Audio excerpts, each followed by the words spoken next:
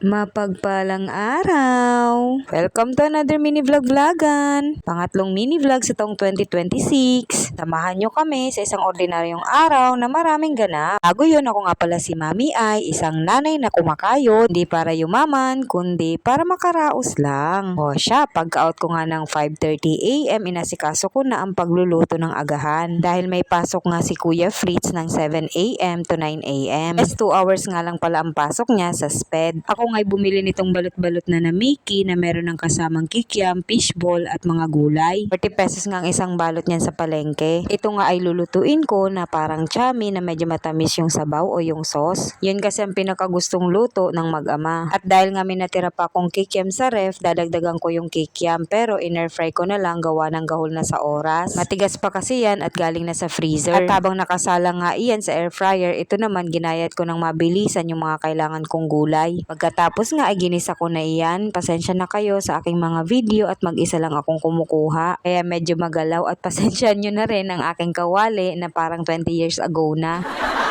Yan nga ay dating non-stick. Kalumaan, natanggal na. Kayong mag-alala at i-affiliate ko pag nakabili ako ng bago. At ayan, pagkakulungay, nilagay ko na yan halo-halo at tinimpla ko na. Liganto nga ang routine namin pag may pasok si Kuya Fritz. Pagka-out ko, magluluto ako ng agahan at ihahanda ko yung kanyang susuotin. Ito yung baon niya sa recess. At ayan, sasabayan ko silang kumain. Pagkatapos kumain, iimisin ko yung aming pinagkainan at ipag-iinit ko siya ng tubig. Pag ready na ang lahat, pati ang pampaligot pambihis niya, iiwanan ko na at ako'y matutulog na. Fast forward, pumasok na siya at si daddy ang naghatid sundo sa kanya. At dito naman sa video na ito ay fast forward na nakagising na ako from 2 hours sleep. Habang iniintay ko nga si daddy bumili ng uulamin namin na lulutuin ko, may dumating na parcel. Nagulat ako kasi may expected akong COD pero ito daw ay wala akong babayaran. Yun pala, ito yung exchange gift namin sa work. Bali nag-provide nga kami ng link sa wishlist namin. At iyan nga iyon, 2 daki na una na king size, tapos yung no lukot na bedsheet. At ilang minuto nga pagkatapos may isa na namang parcel na dumating. Ito na yung ine-expect ko, yung tsinelas ng 2.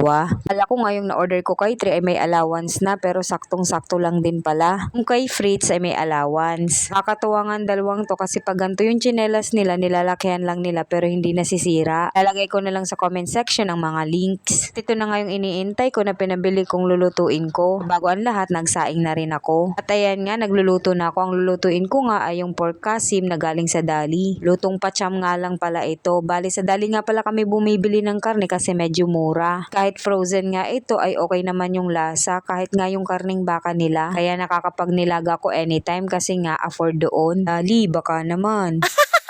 Anyway, mabalik sa niluluto ko. Ito nga pala yung lutong pacham lang. Parang adobo lang, nalalagyan ko ng tomato paste at ng patatas. Ayan, inuna ko nga munang igisa itong baboy. Lagay ko na dyan yung tomato paste kasi sabi nila mas maganda doon na sinasama to sa gisa kaysa ilagay mo ng merong sabaw na. Bakit? Ay siya, hindi ko alam. Ayan ay ginaya ko lamang. After magisa na may tomato paste, pinaglalagyan ko na yan ng pampalasa like toyo, oyster sauce, pork cubes at saka paminta. Then saka ko sinabawan ng medyo madami-dami kasi nga palalambutin pa natin yung baboy. Kaya nga pala ng mahiwagang kawali yung ginamit ko dyan sa pagluluto ng pansit kanina. Habang nagluluto ako, ito namang isa ay bising-busy sa labas. Sa mga oras kasi na yan, si Fritz lang ang gising at tulog yung 2. May inaayos nga siya sa kanyang motor na bagong rehistro. Ganito nga ang routine ko araw-araw mga lods pag meron akong work. Umaga, natutulog ako ng 2 to 3 hours. Tapos pag gising ko, magbabantay muna ako ng mga bata at magluluto. Mga bandang 4 PM or 5 PM, babalik ulit ako sa kwarto para umidlip ulit ng 2 or 3 hours. Then pag nagising ako, maaga man sa alarm ay hindi na ako matutulog dahil ay hintayin ko na ang pagpasok sa trabaho plus pakakainin ko pa ng hapunan yung mga bata. Mabalik nga tayo dito sa video, meron ako nakitang cheese dun sa ref kaya nilagay ko na rin. Continue ko nga lang ang pagpapakulo hanggang sa mabawasan yung sabaw at lumapot. At pagkaluto nga nun, ito matutulog na ako. Kung umabot ka hanggang dito, maraming